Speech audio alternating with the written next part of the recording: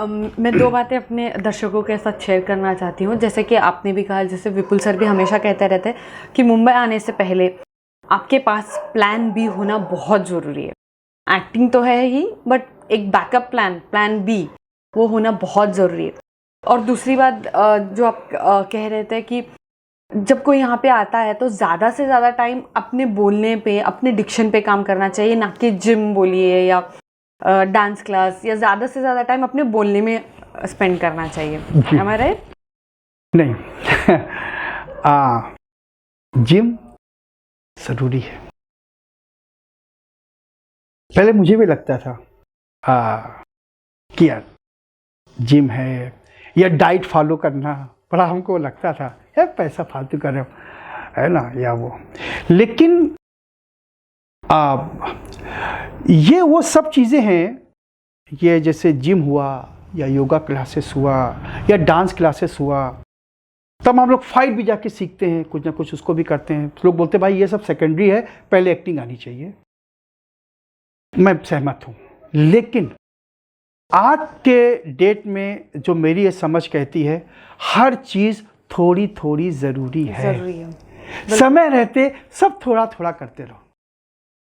कभी ये मत सोचो जिम ठीक है, जब नहीं, जिम बहुत ज़रूरी है। स्वास्थ्य रहेगा, आदमी स्वस्थ रहेगा।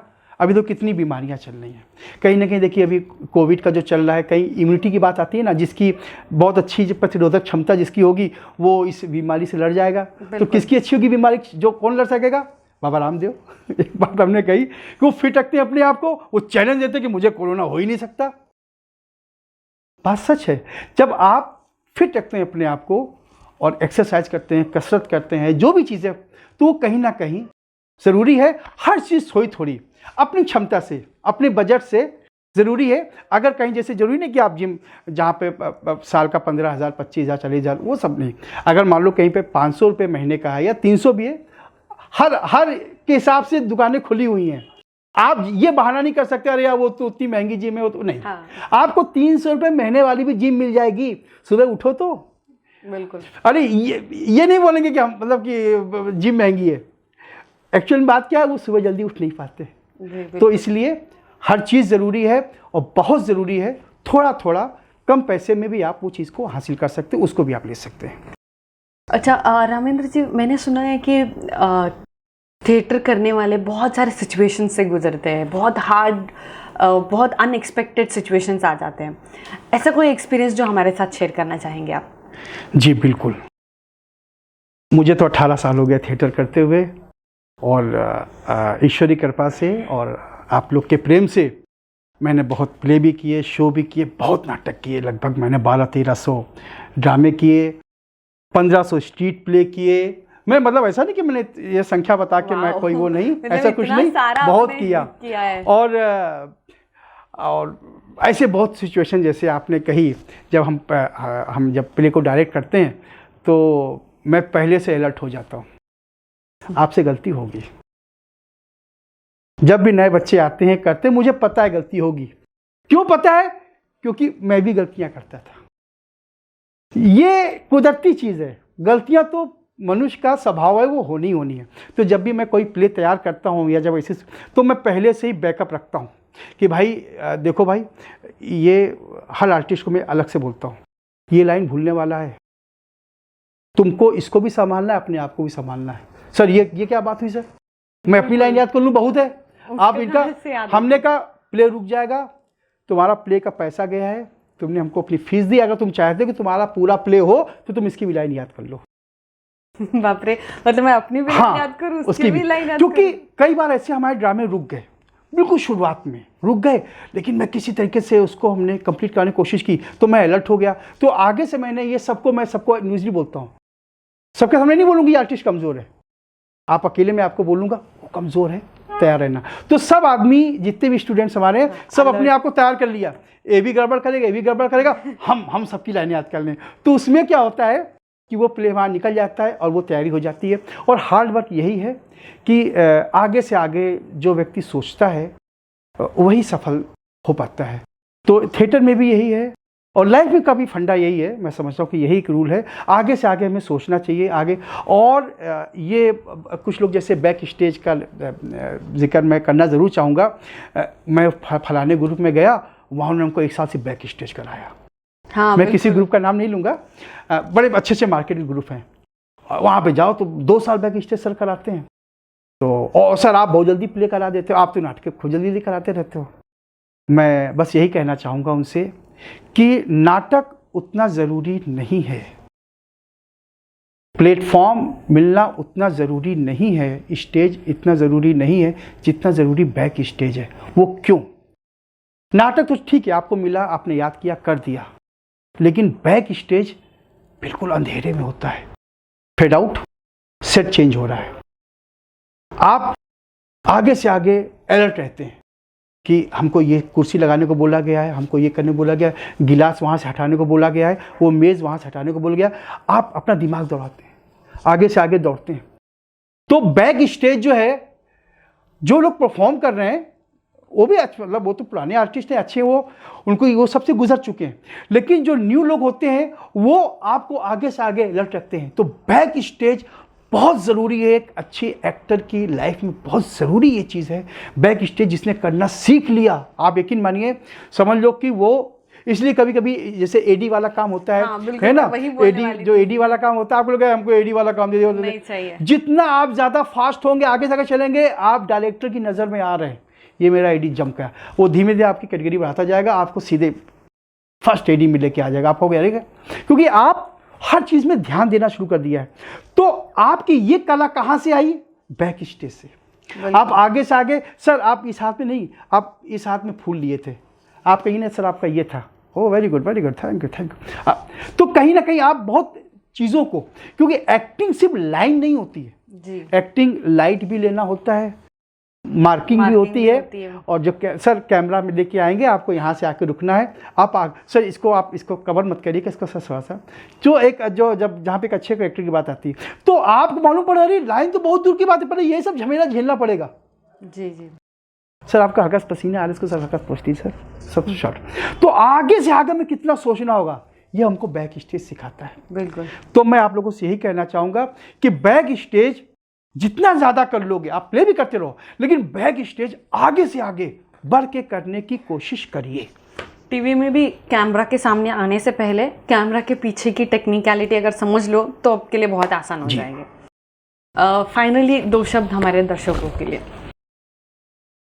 हमारे नए आर्टिस्ट के लिए जी, कि कैसे अपने आप को तैयारी करनी चाहिए। बहुत अच्छा सवाल आपने किया और फाइनल निष्कर्ष पे हमको पहुंचाया। दोस्तों, जो लोग भी आज हमारा ये प्रोग्राम देख रहे हैं, मैं उन लोगों से यही कहना चाहूँगा कि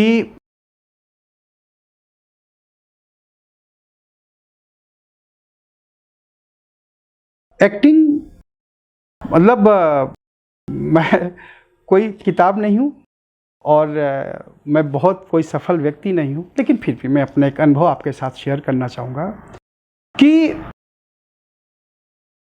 बहुत मुश्किल चीज़ है और बहुत आसान भी, दोनों बराबर।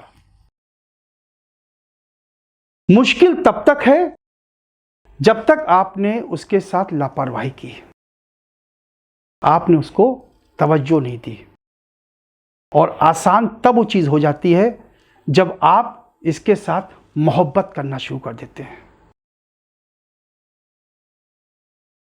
इसको मैं सिर्फ एक खेल मत करिए, ये आपकी रोजी रोटी है, ये आपका एक व्यवसाय है। ये अगर सोच के आप जब करेंगे, बोलेंगे, तो कहीं ना कहीं उस कला के साथ अपने आप को जोड़ेंगे, उसके साथ आपका एक कनेक्शन बनेगा। मैं बस एक बात और कहना चाहूँगा आप लोगों से कि स्टेप बाय स्टेप हर चीज़ का एक सीढ़ी, घर जब बन जाता है तो ऐसे ही कमरे नहीं होते हैं, हर कमरे का एक सीढ़ी होती है वहाँ तक पहुँचने की, है ना। तो ऐसे ही हर एक चीज़ की एक सीढ़ी है, हर एक चीज़ की है। कोई कुछ भी बोले, कुछ भी है, लेकिन ये दिमाग में बिठा लीजिए आप लोग कि उसकी एक सीढ़ी है, और वो सीढ़ी क्या है कि मैं आते हैं, सर बताइए मुझे सबसे पहले क्या करना चाहिए। मैं उनको यही बोलता हूँ इसका कि सबसे पहले जो सबसे अच्छी बुक है एक्टिंग की, आज आप लोग नोट कर लीजिए, बड़ी अच्छी अच्छी बुक आती है, बड़ी, वो सब जगह ठीक है, लेकिन जो सबसे अच्छी बुक है अगर आपको एक अच्छा कलाकार बनना है तो मैं बता रहा हूँ वो है ऑब्जर्वेशन। जी, लोगों की नकल करना आप शुरू कर दीजिए, आप एक बहुत अच्छे एक्टर बन जाएंगे। बिल्कुल। हमारे आसपास जितने भी बहुत से कैरेक्टर हैं, सब अपनी अपनी ज़िंदगी जी रहे हैं, पागल, शराबी, वकील, डॉक्टर, है ना, चर्सी, ये वो, बस स्टॉप में लोग कैसे लड़कियां छेड़ रहे हैं, कैसे गुंडा टपोरी, ये वो सब चल रहा है। आप उनको बस ध्यान से देखो। सबसे अच्छी बुक, आज से आप लोग इस पे काम करना शुरू कर दीजिए। दूसरी चीज़, संगीत से लगाव रखिए, गाइए, गुनगुनाइए। अगर आपके बॉडी में, आपके जहन में, अगर आपके शरीर में अगर संगीत नहीं है, संगीत का होना बहुत ज़रूरी है। आपको सिंगर नहीं बनना है, आपको अच्छा गाइड नहीं, लेकिन बॉडी में रिदम होना ज़रूरी है। तो आज से थोड़ा बहुत, चाहे बाथरूम सिंगर हो, नए गाने, पुराने गाने, ये वो कुछ भी, किसी भाषा में, कोई ऐसा नहीं, आइए, गुनगुनाइए और उसका आप लुत्फ़ उठाइए, उसका आप मज़ा लीजिए, संगीत से, संगीत के साथ जुड़िए। और तीसरा जो सबसे अहम चीज़ है, वो मैं अपने सबको, अपने जो भी हमारे शिष्य आते हैं, वो ये न्यूज़, दुनिया में क्या हो रहा है, आज क्या हुआ, कल क्या हुआ था, आपको पता होना चाहिए। किसी भी क्षेत्र में, वो चाहे राजनीतिक क्षेत्र हो, चाहे पॉलिटिक्स क्षेत्र हो, क्राइम हो, कैसे कैसे क्राइम, कैसे कैसे लोग, आर्थिक क्षेत्र हो, सोना चांदी के भाव क्या हुआ, बिटकॉइन क्या है, अमेरिका क्या कर रहा है, चीन क्या कर रहा है, आपको उससे मुझे क्या मतलब, मुझे देख के बोलना नहीं। अगर आप अपने आप को इंटेलिजेंट नहीं बनाएंगे, इसमें पढ़ाई लिखाई ज़रूरी नहीं है। अगर आप कक्षा 2-4 भी पास हैं अगर आप, तो आपको पढ़ना लिखना अगर आता, तो सबसे पहले इस पर आप शुरू कर दीजिए, पढ़ाई लिखाई करिए, खूब पढ़ा करिए, जितना अपने आप को आप, क्योंकि समाज में क्या हो रहा है हमको पता होना चाहिए। बेसिकली उससे कॉन्फिडेंस, बिल्कुल, कि स्टोरी वहीं से निकलती है, बिल्कुल, कहानियाँ वहीं से निकलती हैं। उसके साथ ये हुआ, अभी शबनम के साथ ये हुआ, उसके साथ ये हुआ, ये चल रहा, वो चल रहा, सब चीज़ें आपको पता होनी चाहिए। और उस पर बहस नहीं करनी है, हमें किसी चीज़ से बहस नहीं करनी है, वो हमारा वो नहीं है कि भाई सबका अपने अलग अलग पार्टियाँ, लेकिन आपको पता होना चाहिए कैसे क्या। तो ये जो चीज़ें बताई, ऑब्जर्वेशन है, संगीत है, न्यूज़पेपर है, आप इससे लगाव रखिए और गाते चलिए थोड़ा बहुत। और डिक्शन बहुत ज़रूरी है। डिक्शन जब आप पूछिए अपने आसपास के लोगों से, अपने टीचरों से, डिक्शन का बहुत ज़रूरी है, वो आपको समझना होगा, उस पर थोड़ा सा आपको कहीं भी थोड़ा बहुत क्लास वगैरह करके आपको सीखना होगा। सो बेसिकली पैशनेट होना बहुत ज़्यादा ज़रूरी है। If you have passion towards acting, only then you can do something in this industry, correct? बिल्कुल। Thank you so much for your time. हमारी बहुत खुशनसीबी है कि आज आपसे मिलने का मौका मिला। आपका भी बहुत बहुत धन्यवाद। अभी मैं विपुल सर से रिक्वेस्ट करती हूँ कि वो आपका सम्मान करें। जी अमन जी, आपको ये मुबारक हो, आपको बहुत बहुत बधाई। अंतर्राष्ट्रीय रंगमंच दिवस, रंगमंच दिवस, आई एम सो सॉरी, अंतर्राष्ट्रीय रंगमंच दिवस, द वर्ल्ड थिएटर डे। और उसमें एक थिएटर पर्सनालिटी आपको मिली है, आपको बहुत सारा ज्ञान दिया है, ज्ञान का कैसे इस्तेमाल करना है, कैसे उसका फ़ायदा उठाना है, इन जैसी अच्छी हस्तियों के साथ मिलकर उनकी जो डिटेल्स है आपको वीडियो के एंड में मिलेगी, देख लीजिए। And he is the best. लेकिन मैं भी इसमें 2 शब्द कहना चाहूँगा कि आज विपुल जी हमारे साथ हैं और हमारा ये सम्मान कर रहे हैं, लेकिन मैं इनका सम्मान करना चाहूँगा। जब मैं मुंबई में नया आया था, मैं आपको, मुझे कहने में कोई गुरेज नहीं, कोई संकोच नहीं, मैं ज़ीरो था। मैंने इनसे बहुत कुछ सीखा है। सन 2003-2004 की मैं बात कर रहा हूँ। मैंने बहुत कुछ सीखा, लेकिन फिर वक्त के साथ साथ लाइनें बदल जाती हैं। मैं इस क्षेत्र में आ गया, विपुल जी भी इस क्षेत्र में है, आगे बढ़ रहे हैं। और आप सभी का भी, सोनाली जी आपका भी बहुत बहुत धन्यवाद, और विपुल जी बहुत बहुत धन्यवाद sir. Thank you very much, गले मिलिए। Thank you very much. ये इनका बड़प्पन है और हम बहुत खुश नसीब है कि हमको ऐसे दोस्त मिले। और ये थिएटर में हाँ कहाँ से कहाँ निकल गए और हम कैमरे के सामने रह गए। But we are really lucky कि आज उन्होंने वक्त निकाला हमारे लिए, आप लोगों के लिए वक्त निकाला, अंतर्राष्ट्रीय रंगमंच दिवस के लिए वक्त निकाला। Thank you very much. अगर आपको हमारा वीडियो पसंद आया तो please subscribe to our channel. So this is Vipul Bhatt team signing off. Thank you. Thank you.